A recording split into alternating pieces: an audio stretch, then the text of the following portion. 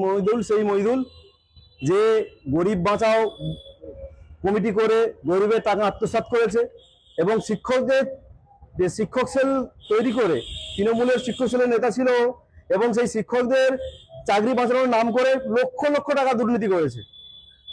এবং আপনারা জানেন 2022 সালে এই যে উপপ্রধান নিমাই দেবব্রত ভট্টাচার্য এর অস্বাভাবিক একটা মৃত্যু ঘটে ওই সময় 2022 সালে।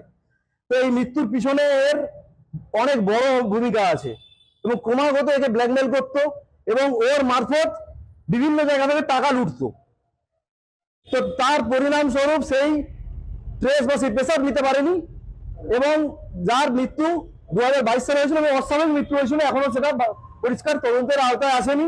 এবং আমরা সরকার পরিবর্তন হওয়ার পরে সিএম এর আশ্বাসের এতে এই মুহূর্তে পুলিশ প্রশাসন পুনরায় সেই কেস রিওপেন করেছেন এবং সেই কেসে ইনি অ্যারেস্ট হয়েছে। এই বিরুদ্ধে তো আরো অভিযোগ আছে, ভুরি ভুরি অভিযোগ আছে। তৃণমূল করে এরকম নেতা যার বিরুদ্ধে অভিযোগ থাকবে না, এটা কি হতে পারে? এটা বিশ্বাসযোগ্য? তৃণমূল মানেই দুর্নীতি, তৃণমূল মানেই জোর চুরি, তৃণমূল মানে তোলাবাজি এবং সিন্ডিকেট। আগামী দিনে আমরা বিগত দিনে দেখেছি এদের উদ্ধত দেখেছি, এদের দৌরত্ব দেখেছি, এদের গুন্ডারাজ দেখেছি এবং সিন্ডিকেট ব্যবসা দেখেছি, তোলাবাজি দেখেছি।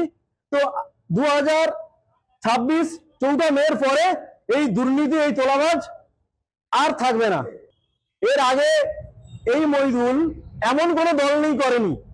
আপনারা জানেন যখন সিপিএম এ ছিল গরিব বাঁচাও বলে একটা কমিটি করে সেখান থেকে লক্ষ লক্ষ টাকা তুলেছিল।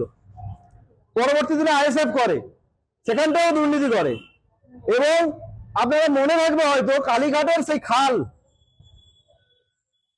মমতা ব্যানার্জির পাশাপাশি যাওয়ার চেষ্টা করেছিলেন খাল টপকে, সেই মহিদুল তৃণমূলে জয়েন করে এবং তৃণমূলের শিক্ষা ছেলের দায়িত্ব পায়। কেন দায়িত্ব দিয়েছে? কারণ তৃণমূল দেখেছিল বিগত দিনে যে দলগুলো করেছে সেই দল থেকে তোলাবাজি করতে ওস্তাদ ছিল, আর তৃণমূল এই ধরনের মানুষ খোঁজে বা নেতা খোঁজে, যার ফলে শিক্ষক ছেলের একে রাজ্য নেতা করেছিল। এবং এই দুর্নীতিগ্রস্ত শিক্ষা যে বিকল্প উপায়ে চাকরি পেয়েছিল, মানে ওএমআর সিট ডুপ্লিসিটি করে যারা চাকরি পেয়েছিল তাদেরকে বাঁচানোর জন্য একটা ইউনিয়ন করেছিল। সেই ইউনিয়ন থেকে লক্ষ লক্ষ টাকা দুর্নীতি করেছে।